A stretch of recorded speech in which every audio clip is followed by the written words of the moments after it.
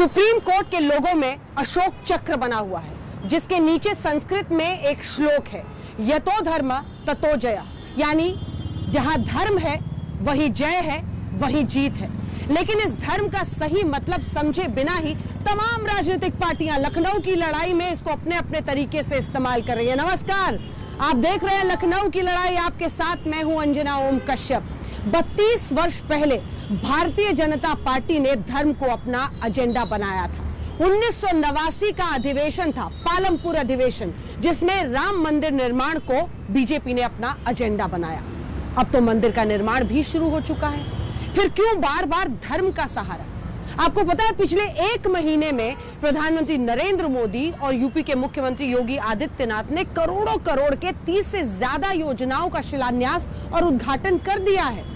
तो फिर आखिर क्यों धर्म की नगरी से होते हुए अयोध्या, काशी, मथुरा के जरिए लखनऊ की लड़ाई जीतने का दम भरा जा रहा है?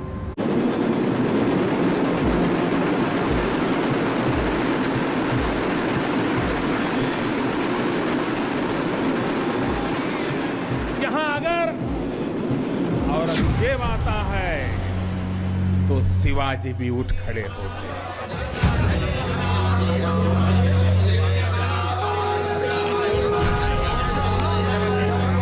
इस देश को न साम्यवाद चाहिए, इस देश को न समाजवाद चाहिए, इस देश को केवल राम राज्य चाहिए।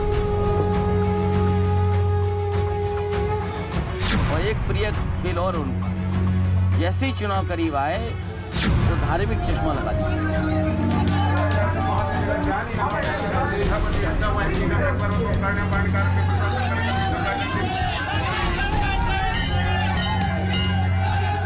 आप सब हिंदू हो, हिंदुत्ववादी नहीं। और ये देश हिंदुओं का देश है।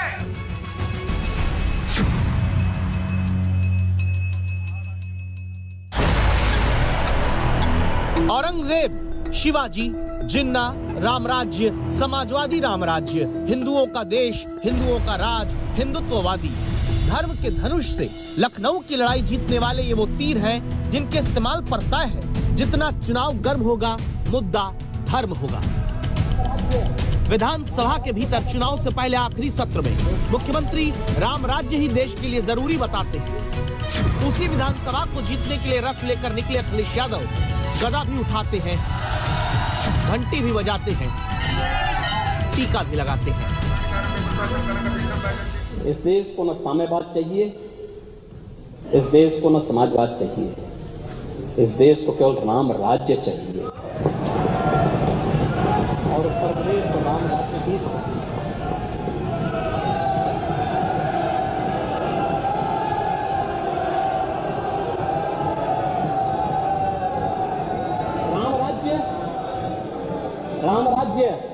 राम राज्य का मतलब जो सार्वकालिक है, सार्वदेशिक है, सार्वभौमिक है और काल परिस्थिति से प्रभावित शाश्वत है, वही राम राज्य है।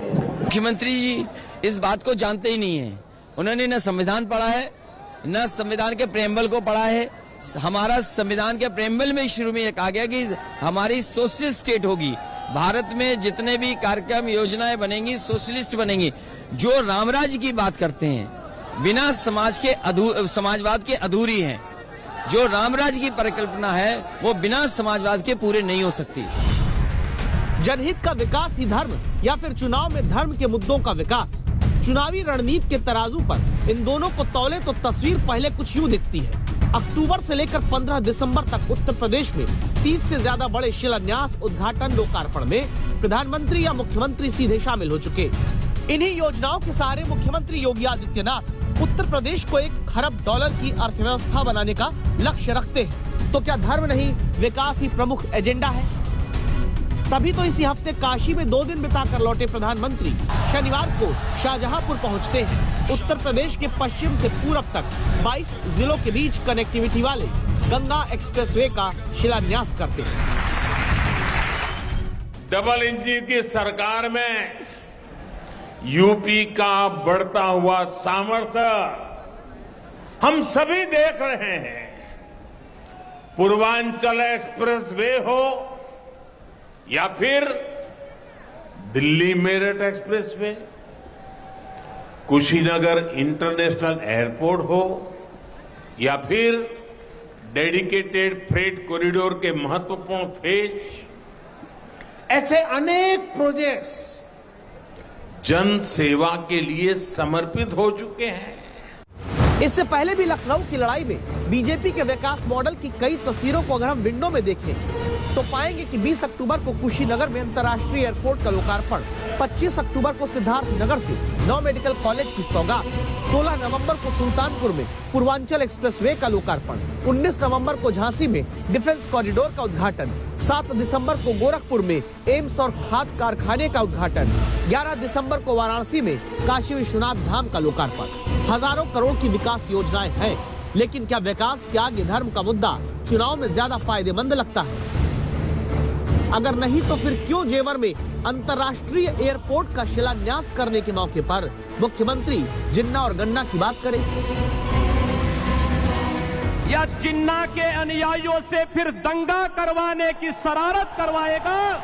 और यही तय करने के लिए आज आप सबका आह्वान करने के लिए मैं स्वयं आपके बीच यहां पर उपस्थित हुआ हूं। किसानों ने कभी किसी कालखंड में यहां की गन्ना की मिठास को आगे बढ़ाने का प्रयास किया था, लेकिन भाइयों बहनों, गन्ने की मिठास को कुछ लोगों ने कड़वाहट में बदल करके यहां पर दंगों की एक जो श्रृंखला खड़ी की थी, आज ये देश के अंदर एक नया द्वंद्व बना है।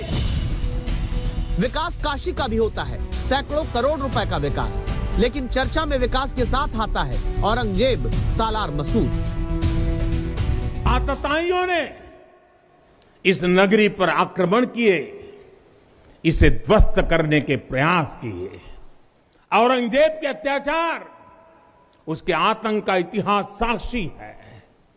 जिसने सभ्यता को तलवार के बल पर बदलने की कोशिश की, जिसने संस्कृति को कट्टरता से कुचलने की कोशिश की, लेकिन इस देश की मिट्टी बाकी दुनिया से कुछ अलग है। यहां अगर औरंगजेब आता है तो शिवाजी भी उठ खड़े होते हैं। फिर से विकास और धर्म के तराजू को तौल कर देखें तो पता चलता है कि अगर 3 महीने में 30 से ज्यादा लोकार्पण, उद्घाटन, शिलान्यास हुए तो अक्टूबर से अब तक 10 से ज्यादा बड़े आयोजन ऐसे भी हो चुके जिनकी जमीन धर्म है। अयोध्या की देव दीपावली से लेकर उत्तराखंड में केदारनाथ और यूपी में काशी तक। क्या बीजेपी के लिए विकास भी एजेंडे में है और धर्म भी? बिना दोनों के इस्तेमाल के लखनऊ की लड़ाई अधूरी है। हर एक एक्शन के माध्यम से करोड़ों हिंदुओं का कत्लेआम कराने वाला जिन्ना भारत का आदर्श कभी नहीं हो सकता है, कभी नहीं हो सकता। निर्दोष लोगों का हत्यारा है व्यक्ति, लेकिन जिन्ना को महिमामंडित अपने क्षणिक वोट बैंक के स्वार्थों के लिए, इससे ज्यादा शर्मनाक कुछ नहीं हो सकता। अब मुख्यमंत्री जी कोई खेल ही नहीं खेलना जानते हैं, केवल झूठ बोलना जानते हैं, जनता को गुमराह करना जानते हैं। और एक प्रिय खेल और उनका, जैसे ही चुनाव करीब आए तो धार्मिक चश्मा लगा लीजिए, हर चीज धार्मिक चश्मे से देखिए। इसीलिए अब राजनीतिक जानकारों से समझना आवश्यक हो जाता है कि विकास का एक्सप्रेसवे है तो धर्म की गलियों से लखनऊ की लड़ाई क्यों? मेडिकल कॉलेज सबसे ज्यादा दे रहे हैं तो फिर मथुरा के मुद्दे वाले इंजेक्शन की जरूरत क्यों? एक तरफ जब डिफेंस कॉरिडोर दे रहे हैं तो दूसरी तरफ अयोध्या में धर्म के जरिए सत्ता की रक्षा क्यों? दशकों से ये देखा जा रहा है, पार्टियों ने अनुभव किया है, अगर आपने सिर्फ विकास पर ध्यान दिया और विकास के मुद्दे पर चुनाव लड़ा तो शायद जीत का दावा ठोकना मुश्किल है पार्टियों के लिए। ऐसा लगता नहीं है पार्टियों को कि अगर आपने सिर्फ विकास किया तो आपकी जीत पक्की है। इस वजह से पार्टियां विकास तक का काम तो करती हैं, लेकिन जब चुनाव आता है तो विकास के साथ उन्हें और कुछ चीजें तलाशनी होती हैं जो पार्टी को जीत दिला सके। कुछ पार्टियां गठबंधन का सहारा लेती हैं, कुछ जातीय गठबंधन करती हैं, तो कुछ धर्म के आधार पर वोटरों को मोबिलाइज करने का एक तरह से कार्यक्रम बनाती है, उसको सहारा लेती है। अब जरा आप याद करिए 2017 का चुनाव, सरकार तब अखिलेश यादव की थी। काम बोलता का नारा देकर चुनाव लड़ने यूपी में समाजवादी पार्टी चली थी। काम बोलता है, काम बोलता है, अंजाम बोलता है, काम बोलता है। नतीजा काम बोलता है के नारे का क्या निकला? 300 से ज्यादा सीटें जीतकर सरकार बीजेपी की बनी और मुख्यमंत्री योगी आदित्यनाथ बने। यानी विकास जनता समझती है, लेकिन धर्म ज्यादा तेज वोटर के दिमाग पर काम करता है। इसीलिए 1991 में कल्याण सिंह के शासनकाल के बाद दूसरी बार बीजेपी अयोध्या में अपने सारे मुख्यमंत्रियों को एक साथ पहुंचाकर रामलला के दर्शन कराती है। संदेश क्या है? राजनेता धर्म का इस्तेमाल इसलिए भी करते हैं क्योंकि भारत में नागरिकों का धर्म के प्रति झुकाव बहुत ज्यादा है और धर्म और राजनीति का घालमेल उससे भी ज्यादा। अमेरिकी प्यू रिसर्च सेंटर के आंकड़ों को हमने खंगाला तो पता चलता है कि हिंदुओं में 64% और मुस्लिमों में 61% लोगों की राय रही कि धार्मिक मसलों पर राजनेताओं का थोड़ा या बहुत ज्यादा प्रभाव रहना ही चाहिए। 59% ग्रेजुएट भारतीय मानते हैं कि धार्मिक मामलों में राजनेताओं की दखल होनी चाहिए। 66% हिंदुओं की राय है कि उनका धर्म एकदम अलग है। ठीक इसी तरह 64% मुस्लिम भी अपने संप्रदाय को दूसरों से पूरी तरह अलग मानते हैं। 74% मुस्लिमों ने पारिवारिक विवाद, तलाक जैसे मसलों में अपने लिए अलग धार्मिक अदालत की बात कही। संविधान कहता है कि राज्य का कोई अपना धर्म नहीं होता, राज्य लोक कल्याणकारी होता है, लेकिन नागरिकों का तो धर्म होता है और उसी धर्म की भावनाओं से चुनाव गर्म हो रहा है। 2017 के चुनाव याद करिए। अखिलेश यादव का नारा था काम बोलता है, लेकिन काम बोल न सका, धर्म का बोलबाला रहा। तो क्या इसीलिए अखिलेश यादव भी अब धर्म का सहारा ले रहे हैं? अखिलेश यादव भी इसी वजह से अब जिन्ना को चुनावों में ला रहे हैं? ये सवाल इसलिए पूछा जा रहा है क्योंकि उत्तर प्रदेश में 10 में से 2 मतदाताओं की ताकत रखने वाला मुस्लिम वोटर क्या उनके टारगेट पर है? हालांकि अखिलेश यादव बीच बीच में दूसरी तरफ भी नजर मारते हैं। बीजेपी का जो वोट बैंक है, पिछड़ा वर्ग, उसको साधने की भी कवायद में अखिलेश यादव लगे हुए हैं। वो छोटे छोटे दलों के साथ गठबंधन कर रहे हैं। बीजेपी इधर बार बार मुलायम सिंह यादव का राज जनता को याद दिला रही है, कह रही है अयोध्या में गोली चलवाई थी मुलायम सिंह यादव ने। धर्म की बिसात पर यह खेल चल रहा है। समाजवादी पार्टी इस राजनीति को कैसे आगे ले जाएगी, देखिए।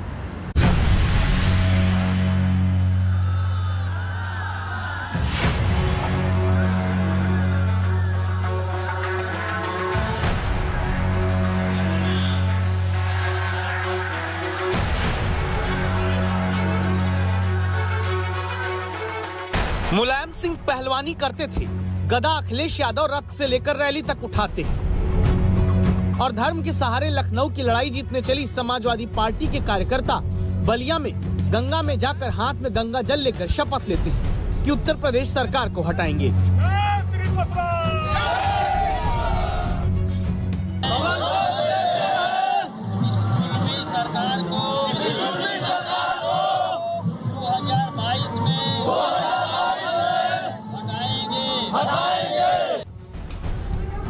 फिर समाजवादी पार्टी की धर्म वाली राजनीति क्या है? अखिलेश यादव रायबरेली में जब रथ लेकर पहुंचते हैं, रास्ते में चुरवा के हनुमान मंदिर में दर्शन करते हैं। क्या अखिलेश बीजेपी की पिच पर है या फिर अखिलेश का रास्ता अलग? जिन्ना का जिक्र इसीलिए किया। सरदार पटेल जी, राष्ट्रपिता महात्मा गांधी, जवाहरलाल नेहरू, जिन्ना एक ही संस्था में पढ़ करके बैरिस्टर बनकर के आए थे। उन्होंने आजादी दिलाई।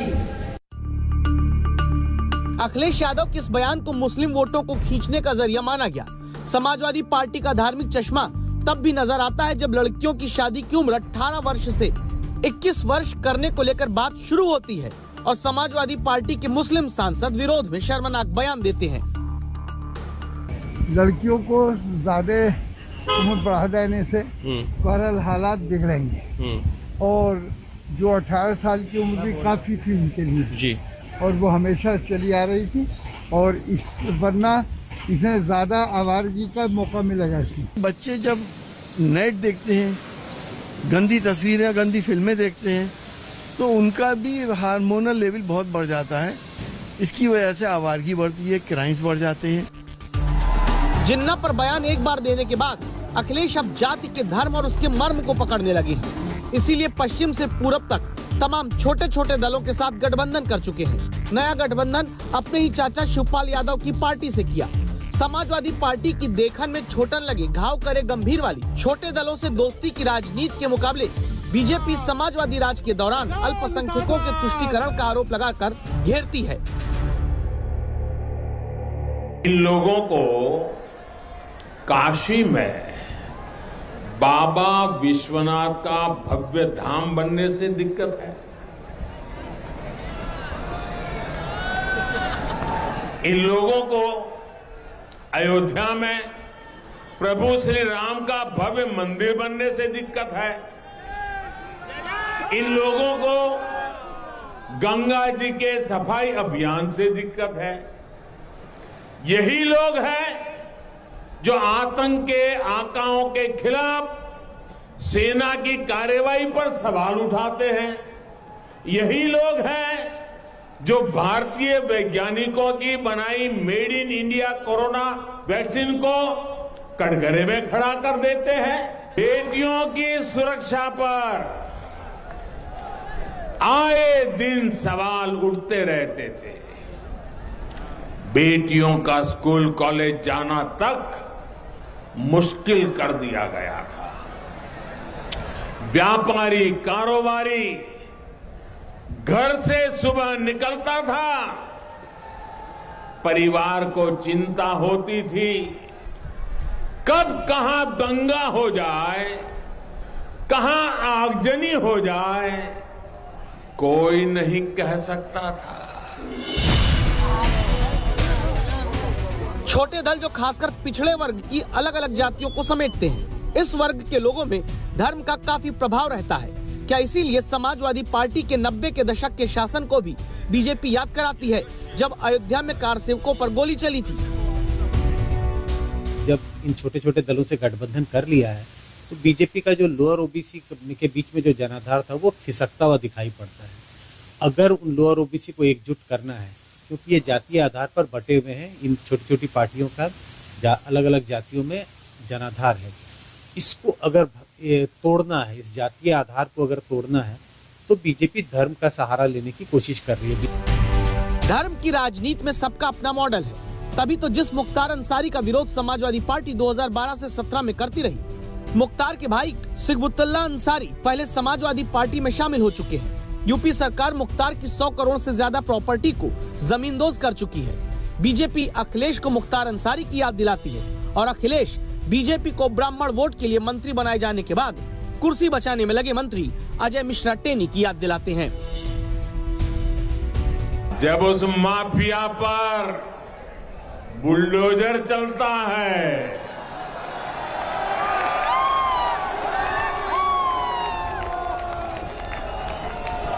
बुलडोजर तो गैर कानूनी इमारत पर चलता है, लेकिन दर्द उसको पालने पोसने वालों को होता है। तभी आज पूरे यूपी की जनता कह रही है, यूपी प्लस योगी बहुत है उपयोगी। ये मंत्री बर्खास्त हों, सरकार हटाए, और मुख्यमंत्री जी का सबसे प्रिय चीज है बुलडोजर। वो कब लेकर के जाएंगे बुलडोजर लखीमपुर, ये बताएं सरकार। अब्बा जान, लुंगी वाले, जालीदार टोपी जैसे प्रतीकों से अखिलेश की राजनीति को घेरने के लिए शुरू हुई रणनीति आगे क्या यूं ही बढ़ती रहेगी, जहां समाजवादी पार्टी के लिए जवाब देना भी मुश्किल होगा और चुप रहना भी कठिन। लखनऊ की लड़ाई में हिंदू और हिंदुत्ववादी का जिक्र राजस्थान से आया। जयपुर में राहुल गांधी महंगाई भगाओ रैली कर रहे थे, लेकिन महंगाई से ज्यादा उन्होंने ताकत झोंकी ये बताने में कि राहुल गांधी खुद हिंदू हैं और बीजेपी हिंदुत्ववादी है। राहुल गांधी ने पहली बार यहां पर कहा कि भारत हिंदुओं का है, लगभग वही बात जो बीजेपी और आरएसएस कहता रहा है। तो आखिर क्यों राहुल गांधी को ये कहने की जरूरत आन पड़ी? कहीं इसका भी लखनऊ की लड़ाई से रिश्ता तो नहीं है? हिंदू जो होता है वो अपनी पूरी जिंदगी सच्चाई के रास्ते पे चलाने में लगा देता है। हिंदू खड़े हैं जो सच्चाई की बात करते हैं, जो नफरत नहीं फैलाते हैं। दूसरी तरफ हिंदुत्ववादी खड़े हैं जो नफरत फैलाते हैं। तो हिंदू होता है अपने डर के सामने कभी नहीं झुकता। हिंदुत्ववादी जो होता है वो सिर्फ झूठ की राजनीति करता है, उसको सच्चाई से कुछ लेना देना नहीं। बीजेपी के खिलाफ महंगाई हटाओ का मुद्दा और हिंदुत्ववादी पर राहुल गांधी का बयान, ये पहला नहीं दूसरा मौका है। पहले ताजा कहानी देखते हैं। अमेठी, जहां से राहुल गांधी लोकसभा चुनाव हारे, 2.5 साल बाद उस अमेठी में राहुल लौटते हैं। उत्तर प्रदेश की जिम्मेदारी संभाल रही बहन प्रियंका साथ होती है। महंगाई हटाओ का मार्च निकलता है, लेकिन हिंदुत्व के जिस मॉडल की बीजेपी होलसोल राजनीति करती आ रही है, वहाँ राहुल अपना हिंदू मॉडल लाते हैं। जो हिंदू होता है, आपने टीका लगा रखा है ना, जो हिंदू होता है वो अपने डर से कभी नहीं, अपने डर के सामने कभी नहीं झुकता है। मतलब जो उसे डर लगता है उसका वो सामना करता है, वो हिंदू होता है। और हिंदू जो होता है अपने डर को नफरत में, क्रोध में, हिंसा में कभी नहीं बदलने देता है। हिंदुत्ववादी जो होता है वो सिर्फ झूठ की राजनीति करता है, उसको सच्चाई से कुछ लेना देना नहीं। उसका काम सिर्फ झूठ का प्रयोग करना, और झूठ के प्रयोग करने से जनता से सत्ता छीनने का होता है। राहुल गांधी खुद को हिंदू और बीजेपी को हिंदुत्ववादी बताने वाला ये प्रयोग उस बीजेपी के सामने कर रहे, जिसने 1989 यानी 32 वर्ष पहले अपनी पार्टी के पालमपुर अधिवेशन में पहली बार राम मंदिर को अपने एजेंडे में शामिल किया और हिंदुत्व की राजनीति को पूरी तरह अपना लिया। और अब क्या कहानी है? अब बीजेपी राज में अयोध्या में राम मंदिर का निर्माण चल रहा है। सोमनाथ, केदारनाथ में पुनरुद्धार कई फेज में पूरा हुआ, कई चरण में काम जारी है। काशी विश्वनाथ में कायाकल्प केंद्र सरकार कर चुकी। तब हिंदुत्व की राजनीति का सफल मॉडल लेकर सत्ता में कायम प्रधानमंत्री तो भारत का नया स्वरूप बताते हैं, और राहुल गांधी हिंदुओं के देश में हिंदुत्ववादी राज। और दूसरे शहरों तक जाने के लिए सड़कें भी नहीं थी। आज यहाँ सड़कें भी बनी हैं, एक्सप्रेस वे भी बनते जा रहे हैं और मेडिकल कॉलेज भी खुले हैं। 30 लाख से ज्यादा गरीबों को पक्के घर बनाकर दिए हैं। 2014 से इन लोगों का राज है,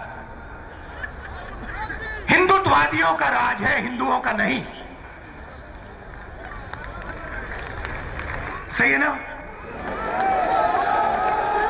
हिंदुत्ववादियों का राज है, हिंदुओं का नहीं। और हमें एक बार फिर इन हिंदुत्ववादियों को बाहर निकालना है और एक बार फिर हिंदुओं का राज लाना है। हिंदू कौन? जो सबसे गले लगता है। हिंदू कौन? जो किसी से नहीं डरता है। हिंदू कौन? जो हर धर्म का आदर करता है, वो है हिंदू। कांग्रेस का ये हिंदू मॉडल राहुल गांधी तब पेश कर रहे हैं जब बीजेपी इस भरोसे को बहुत बड़े स्तर पर बहुसंख्यकों के बीच स्थापित कर चुकी कि न सिर्फ मंदिर निर्माण बल्कि मंदिरों का पुनरुद्धार वही कर सकती है। हिंदुत्व की गंगा में बीजेपी की डुबकी हमेशा रही, लेकिन अब बहुसंख्यक वोट के लिए कांग्रेस भी हिंदुओं का देश वाली माला जपने लगी। आप सब हिंदू हो, हिंदुत्ववादी नहीं। और ये देश हिंदुओं का देश है, हिंदुत्ववादियों का नहीं। और आज अगर इस देश में महंगाई है, दर्द है, दुख है, तो ये काम हिंदुत्ववादियों ने किया है। अब आप याद करिए कि राष्ट्रीय स्वयंसेवक संघ यही तो कहता है कि भारत हिंदुओं का देश है। आरएसएस का राजनीतिक वर्जन बीजेपी भी कहती है कि ये हिंदुओं का देश है। कांग्रेस के पूर्व अध्यक्ष भी अब यही कहते हैं कि ये हिंदुओं का देश है, आप सब हिंदू हो।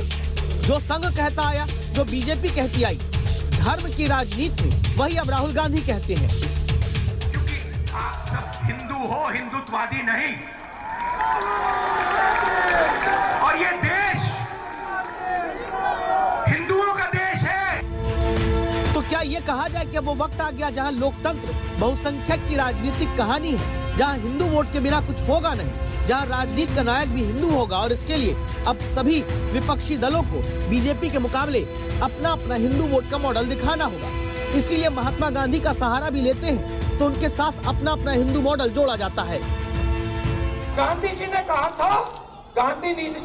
था हिंदू का रास्ता सत्याग्रह, हिंदू का रास्ता सत्याग्रह, हिंदुत्ववादी का रास्ता सत्याग्रह। एक सच्चाई पे चलता है, एक अन्याय के खिलाफ लड़ाई लड़ता है, उसका नाम हिंदू, और दूसरा झूठ के रास्ते पे चलता है, हिंसा फैलाता है, नफरत फैलाता है, उसका नाम हिंदुत्ववादी। और हिंदुस्तान में आज लड़ाई हिंदू और हिंदुस्तानी हिंदुत्ववादी के बीच में हो रही। राष्ट्रपिता महात्मा गांधी की उस पीड़ा को दूर करने का भी एक माध्यम बना है, जो आज से 100 वर्ष पहले राष्ट्रपिता महात्मा गांधी ने इसी काशी में आकर के अपनी पीड़ा को व्यक्त किया था। यहाँ की गलियों, तंग गलियों को देख करके, यहाँ की गंदगी को देख करके, गांधी जी के नाम पर बहुत सारे लोगों ने सत्ता प्राप्त की होगी, लेकिन गांधी जी के उस सपने को साकार करने का कार्य कि काशी बाबा विश्वनाथ का धाम इस भव्य रूप में हो, वह पहली बार हम सबको देखने को प्राप्त हो रहा है। भारत में बहुसंख्यक वोट की अब ताकत समझ लीजिए। भारत में करीब 100 करोड़ हिंदू हैं, 20 करोड़ मुस्लिम नागरिक। देश की 218 लोकसभा सीट पर मुस्लिम वोटर 10% से ज्यादा है। 20% से ज्यादा मुस्लिम वोटर वाली लोकसभा सीट भारत में 92 है, लेकिन 20 से 50% वाली मुस्लिम वोटर की 92 सीट के नतीजे देखें तो पता चलता है कि हिंदुत्व की राजनीति करने वाले बीजेपी गठबंधन ने 2014 में इनमें से 41 सीट और 2019 में 45 सीट जीती। यही हाल उत्तर प्रदेश का भी है। 150 सीटों पर मुस्लिम वोट प्रभावी है, लेकिन तब भी बीजेपी बिना एक भी मुस्लिम कैंडिडेट को उतारे 300 से ज्यादा सीट जीत चुकी है। क्या यही कारण है कि अब कांग्रेस को भी उत्तर प्रदेश में लगने लगा कि हिंदू वोट के लिए छिपकर नहीं, खुलकर अपने मॉडल का पेड़ लगाना होगा? हिंदू में और हिंदुत्ववादी में बहुत फर्क होता है। हिंदू जो होता है वो अपने डर से कभी नहीं झुकता। जो हिंदुत्ववादी होता है वो कायर होता है। हिंदू महात्मा गांधी, हिंदुत्ववादी नथुराम गोडसे। 1989 से बीजेपी के एजेंडे में राम जन्मभूमि आ गया, हिंदुत्व आया, और कांग्रेस का हिंदू नजरिया अल्पसंख्यक तुष्टीकरण की तरफ कहते हैं बढ़ता गया। अब वापस हिंदू मॉडल राहुल गांधी लाना चाहते हैं, जहां राजनीतिक विश्लेषक मानते हैं कि कांग्रेस मूल हिंदू और हिंदुत्व की लाइन भूलकर बीजेपी की पिच पर खेलने लगी है। 16 जनवरी 1999 में जो सोनिया गांधी कांग्रेस की अध्यक्षा थी, कांग्रेस वर्किंग कमेटी ने एक रेजोल्यूशन पास किया और उसमें लिखा है, अंग्रेजी का जो एक वाक्य है वो मैं यहाँ दोहराना चाहता हूँ, Hinduism is the sole guarantor of secularism in India. ये उन्होंने कहा कि हिंदू धर्म जो है वही सेक्युलरिज्म को, देश का जो धर्मनिरपेक्षता है उसका सबसे बड़ा उसका गारंटर है। ये बात अब कांग्रेस क्यों नहीं जनता के बीच में जाकर डंके की चोट पे कहता है? बीजेपी को उसी के मंत्र से हराने के लिए कांग्रेस सारी कोशिश कर रही है। क्या इसका सीधा सा अर्थ ये नहीं, बहुसंख्यक देश के चुनावी लोकतंत्र में अब हिंदू राजनीति का ही सहारा लेना होगा, भले उस मॉडल पर कांग्रेस हिंदुत्ववादी ना कहकर स्टिकर कुछ और लगाए।